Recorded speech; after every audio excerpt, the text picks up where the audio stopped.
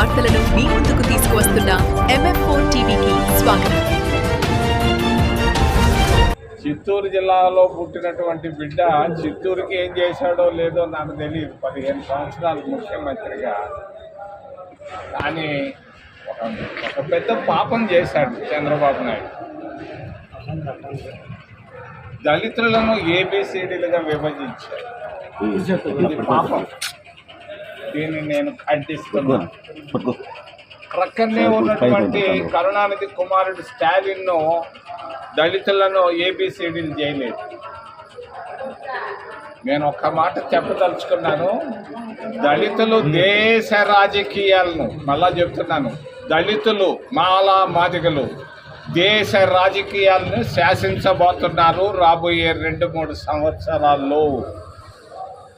మాలా మాదిగలు కలిసి ప్రయాణం చేయాల్సిన సమయం ఆసన్నమైంది. చేసిన పాపాలు, చంద్రబాబు నాయుడు చేసిన పాపాన్ని నేను ఖండిస్తున్నా. మరి మాలా మాదిగలు కలిసి ముందుకెళ్ళాలి. అంతేకాదు OBCలు కూడా మరి దళితులతో కలిసి ముందుకెళ్ళినప్పుడే రాజ్యాధికారం వస్తుంది. మరి దళితుల్లో కనీసం చిత్తూరు జిల్లాలో ఒక్కరు కూడా లక్షాధికారి లేదు.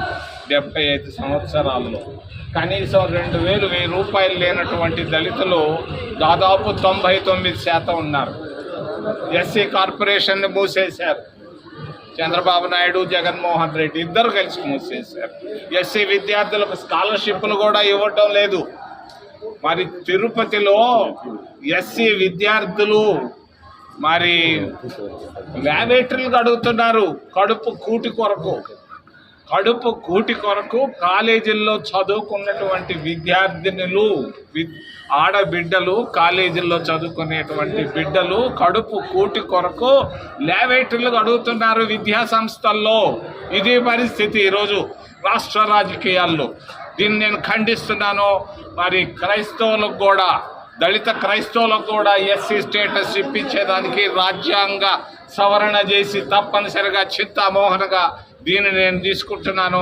ఖచ్చితంగా దళిత క్రైస్తవులకు మరి SC స్టేటస్ వస్తుంది, వచ్చి తీరుతుంది 29లని తెలియజేస్తాను. సార్, మాజీ ముఖ్యమంత్రి జగన్మోహన్ రెడ్డి ప్రతిపాదించిన మావేగన్ పని మీ అభిప్రాయం?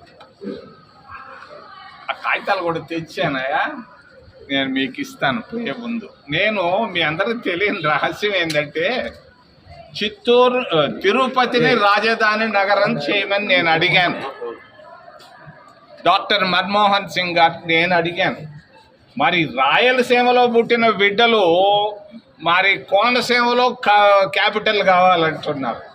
ఈ ఊర్లో ఈ రాయలసీమ బిడ్డలు రాయలసీమలో రాజధాని చేయమని అడగకుండా పోటీలు పడుతున్నాడు. ఆయన అమరావతి అంటున్నాడు, ఈయన ఏదో అంటున్నాడు, మచిలీపట్నం అంటున్నాడు. ఈ రెండూ కాదు, రాబోయేది తిరుపతి రాజధాని. ఎవడు ఆపలేడు. చంద్రబాబు నాయుడు ఫెయిల్ అవుతున్నాడు, జగన్మోహన్ రెడ్డి ఫెయిల్ అవుతున్నాడు. రాయలసీమలోనే ముఖ్యంగా తిరుపతి రాజధాని నగరం ఆంధ్రప్రదేశ్ రాష్ట్రానికి అవుతుంది. అయి తీరుతుంది. ఏ విధంగా మీరు తిరుపతి రాజధాని అవుతుంది? ఏ విధంగానా, మనం 70 సంవత్సరాల నాడు మద్రాసు నుంచి బయటకు వచ్చాం. బయటకు వచ్చినప్పుడు ఒక పెద్ద నాయకుడు ఉండేవాడు అనంతపురంలో, తరిమెల నాగిరెడ్డి గారు చెప్పారు తిరుపతిని రాజధాని నగరం చేయమని. NG రంగా గారు కూడా చెప్పారు తిరుపతిని రాజధాని నగరం చేయమంటే, ఆ రోజు ప్రకాశం పంతులు, నీలం సంజయ్ రెడ్డి తిరుపతి వద్దు, మరి కర్నూలు ముద్దని తీసుకెళ్ళారు. అది అయిపోయింది. తిరుపతికి ఒక వెంకటేశ్వర యూనివర్సిటీని ఇచ్చారు. మరి కర్నూలు నుంచి హైదరాబాద్ పోయింది, హైదరాబాద్ నుంచి తుళ్ళూరుకు వచ్చింది, తుళ్ళూరు నుంచి విశాఖపట్నం, కర్నూలు, మరి ఏదేదో పేర్లు వచ్చినాయి. ఇప్పుడు చంద్రబాబు నాయుడు అమరావతి అన్నాడు.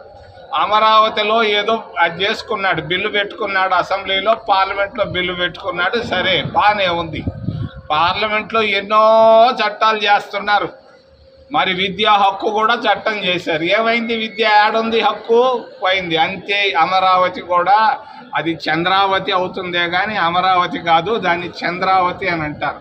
చంద్రబాబు ఒక్కడికే ఇష్టంగా ఉంది కానీ అటు రాయలసీమ జిల్లాల ప్రజలు కానీ ఉత్తరాంధ్ర ప్రజలు కానీ మరి అమరావతిని కోరుకోవటం లేదు. మీ పార్టీ వాళ్ళే మద్దతు ఇచ్చారు కదా లోక్సభలో రాజ్యసభలో. అదే ఇస్తుంటారు, దాన్ని నేను కాదంటం లేదు. కానీ నేను కాబోయే భవిష్యత్తును గురించి చెప్పబోతున్నాను.